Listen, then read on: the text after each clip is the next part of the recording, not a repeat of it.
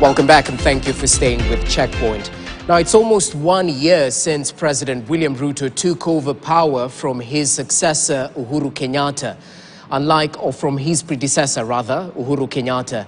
Now, unlike the past transition where former president related well with their successors, this one of former President Uhuru Kenyatta and the current President William Ruto has been anything but smooth. The two leaders are not seeing eye to eye. Why is this so, and is there a chance it can improve? Our reporter, Miriam Angel, compares the previous transitions and this one. Former President Uhuru Kenyatta's tenure ended in 2022 after he handed over power to his successor, William Ruto. His exit from power has, however, been marred with controversy. Rather than retire, the former president still remains Jubilee Party leader, contrary to expectations of the law that he gets out of active politics after 6 months. The ruling Kenya Kwanza party has constantly accused him of interfering with the daily running of the government to the extent that he has been accused of financing the recent Azimio protests. Both men need to rethink what they are doing in terms of the image for the office of the president. So it is sad that because it is demoralizing in the country. All over Kenya, Tanzania, examples are there. After Nyerere left, whoever came in power in Tanzania, the Mkapas, the Mwenyis, they would leave power quietly or the village. They would just give advice. In March this year, unknown people invaded a farm in Ruiru sub-county linked to former President Uhuru Kenyatta's family. The over 100 intruders invaded the expansive Northlands farm located along the eastern bypass. The intruders, who were armed, cut down trees using power saws and made away with an unknown number of livestock before setting a section of the farm on fire. In July, the security detail of former First Lady Mama Ngina Kenyatta was withdrawn at her Nairobi's Muthaiga and Gatundu homes. That's where the government crossed the line. And I would think if I were Ruto, I would rein in. He has a few very reckless ministers from Central was spewing a lot of garbage about Mau Mau and the Kenyatta family issues. The family might have its own history, dark history. But you don't touch Mama Ngina or her grandchildren. They're not part of your mess. In my view, that's an abomination. It is the first time we are having a situation where there is a former president who has problems with the sitting president. The more than 10 GSU and administrative police officers were recalled before being reinstated.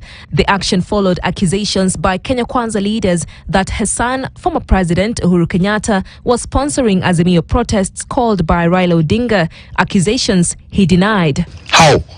Yeah? What does the issues that Kenyans are talking about have nothing to do with me?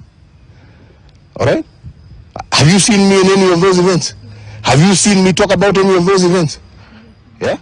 Now you said because of my association with Raila, am I not supposed to talk to my friends? And in July, his son's home in Karen was raided by DCI detectives who claimed to be in search of weapons. This incident infuriated the former president, who accused the government of harassing his family. What Uhuru did to Ruto as deputy, his father would not have done to Moi. He fought him hard. He demonized him, called him corrupt, said they cannot hand over the country to a thief. It was a very bloody and messy and dirty campaign against an individual to a deputy.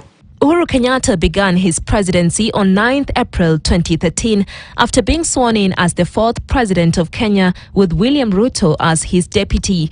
The two served 2 terms in government, winning a second term in 2017. Uhuru and Ruto's relationship broke down during their time in government over differences related to President Kenyatta's succession in 2022, but a constitutional firewall cushioned the deputy president from sacking. Those who put the constitution that way in 2010, and they say the deputy president is an elective what?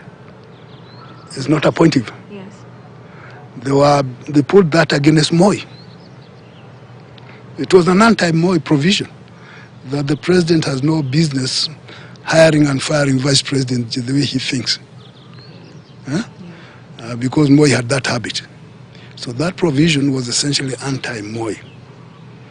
For whatever reason, the deputy president or vice president should not be fired on the streets.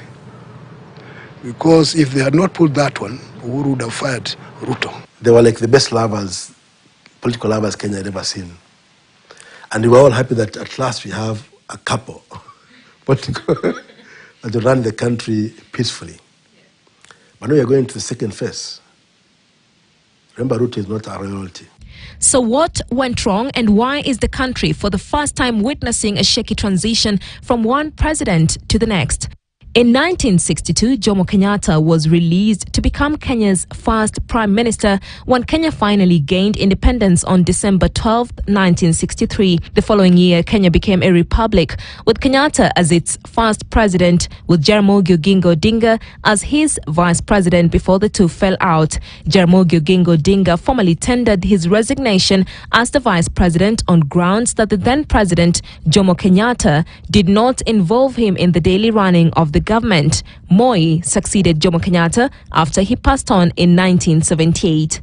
In the 1960s, there was the friction between Jomo Kenyatta and Jaramogi Oginga Odinga, who was the vice president. But Jaramogi got out of the picture very quickly. Okay, in 1966, he resigned and got out of the way. Daniel Moi, who was waiting and he got into the police, he knew how to behave. Never be seen to challenge the president. And his vice president was Mwai Kibaki. And when Mwai Kibaki showed indications that he might be thinking, which is an offense in politics, President Moi reminded him in public, stop thinking.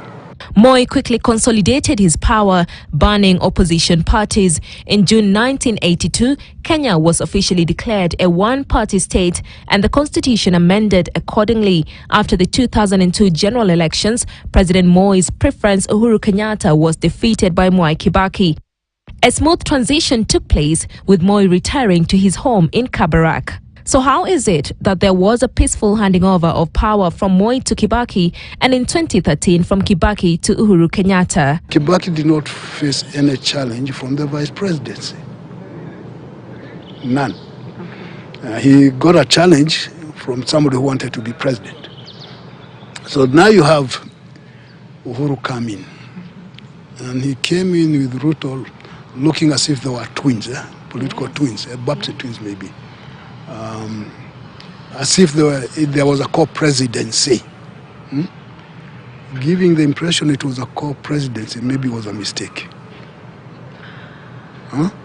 Because then that impression meant that Ruto could make policy or decide things because it was a co-presidency. The ruling party has consistently asked the former president to retire from politics. Should he then retire from politics as his predecessors did? Uhuru should not have said in public that he only recognized Raila as his leader. He should simply have had in power and gone back home quietly. Generally, in the world, former presidents make it their business to stay out. We copy a lot of things from the United States. Copy a lot of things from... And every president who leaves makes a point of being seen to leave. It is going to be long-lasting for generations. So that's why he needs to rethink. Does he want to set some sort of examples? So it's up to him. We cannot stop him from doing what he's doing. But it's him to stop himself. Miriam Angel, KTN News. Kenyan cyclists start campaign for medals in the Commonwealth Youth Games.